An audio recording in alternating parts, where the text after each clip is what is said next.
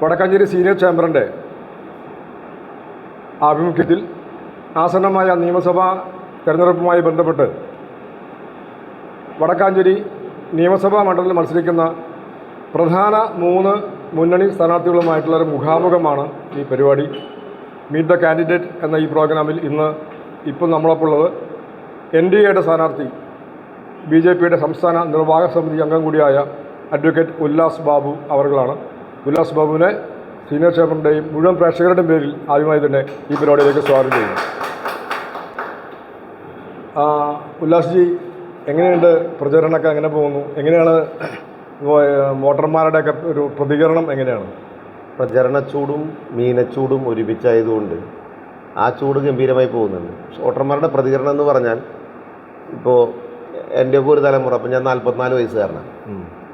ഒരു 35 വയസ്സ് മുതലുള്ള ആളുകൾക്ക് തെരഞ്ഞെടുപ്പിൻ്റെ യാത്രകളും തെരഞ്ഞെടുപ്പിൻ്റെ സ്ഥാനാർത്ഥികളുടെ വരവും തെരഞ്ഞെടുപ്പിൽ ഒരു രാഷ്ട്രീയ പാർട്ടികളോ മുന്നണികളോ എന്തെല്ലാം മുന്നോട്ട് വെക്കുന്നു എന്നുള്ളതൊക്കെ ഒരു ചർച്ചയാകുന്നുണ്ട്. പക്ഷെ അതിന് താഴെയുള്ളൊരു വിഭാഗം എന്ന് പറയപ്പെടുന്ന നമ്മുടെ യൂത്ത്, മിടുക്കന്മാരും മിടുക്കികളുമായിട്ടുള്ള ആളുകളെ സംബന്ധിച്ചിടത്തോളം തെരഞ്ഞെടുപ്പ് എന്ന് പറയപ്പെടുന്നത് അത്രയ്ക്കങ്ങ് അവരുടെ ഉള്ളിൽ കയറിയിട്ടില്ല, അല്ലെങ്കിൽ അവരതിനെക്കുറിച്ച് ബോധേഡല്ല എന്നാണ് എനിക്ക് ഫീൽ ചെയ്തത്.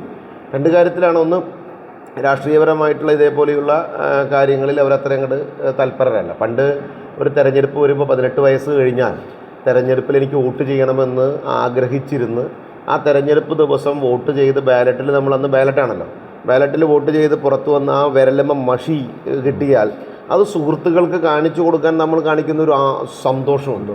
ഞാൻ വോട്ട് ചെയ്തു.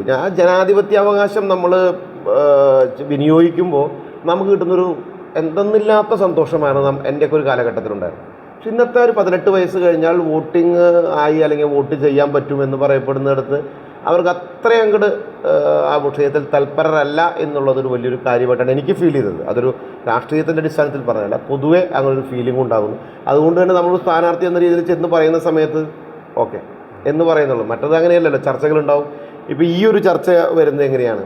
തെരഞ്ഞെടുപ്പിൽ നിങ്ങളും കൂടി ഉൾക്കൊണ്ടുകൊണ്ടാണ്. നിങ്ങൾ ഈ തെരഞ്ഞെടുപ്പിനെ ഭംഗിയായി കാണുന്നു. ഈ തെരഞ്ഞെടുപ്പിൽ ജയിച്ചു വരുമ്പോൾ, അത് ഏത് മുന്നണി ജയിച്ചു വന്നാലും അവരെന്ത് ചെയ്യുമെന്നുള്ളത് പൊതുസമൂഹത്തിന് മുമ്പിൽ അറിയിക്കാൻ ഞങ്ങൾ കുറച്ച് കാര്യങ്ങൾ ചെയ്യണമെന്നുള്ള ബോധ്യത്തിൻ്റെ അടിസ്ഥാനത്തിലാണ് ഈ കൂട്ടായ്മ ചെയ്യുന്നത്. അങ്ങനെയുള്ളൊരു കൂട്ടായ്മകൾ നമ്മുടെ നാട്ടിൽ നഷ്ടപ്പെട്ടിരിക്കുന്നു എന്നുള്ളതാണ് എനിക്ക് ഫീൽ ചെയ്തത്.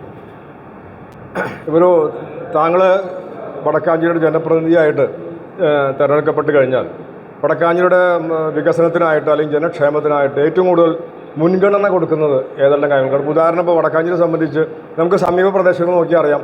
ഇപ്പോൾ ഷൊർണൂർ കുറച്ച് വർഷങ്ങൾക്ക് മുമ്പുള്ള ഷൊർണൂരല്ല ഇപ്പോൾ, അതിൻ്റെ മുഖച്ഛായ മാറി. തൊട്ടപ്പുറത്തുള്ള പല ഗ്രാമങ്ങളിലും ഇപ്പോൾ നഗരം അല്ലെങ്കിൽ ചെറിയ പട്ടണങ്ങൾ പോലെയായി. അതേസമയം വടക്കാഞ്ചേരി സംബന്ധിച്ച് കാര്യമായിട്ടുള്ളൊരു വികസനം ഉണ്ടായിട്ടില്ല എന്ന പൊതു അഭിപ്രായമുണ്ട്.